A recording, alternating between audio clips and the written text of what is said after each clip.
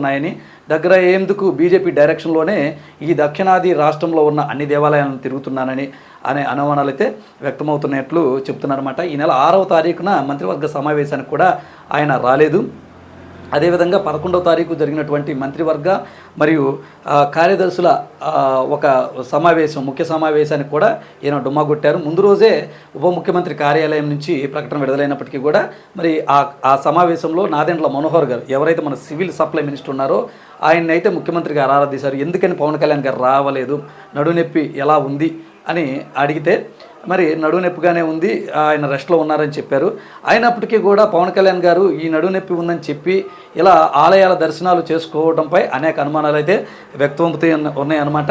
మరి నడునొప్పిగా ఉన్నటువంటి పవన్ కళ్యాణ్ గారు ఈ సందర్శనలు చేయటం రాష్ట్రంలో చర్చనీయాంశంగా మారింది.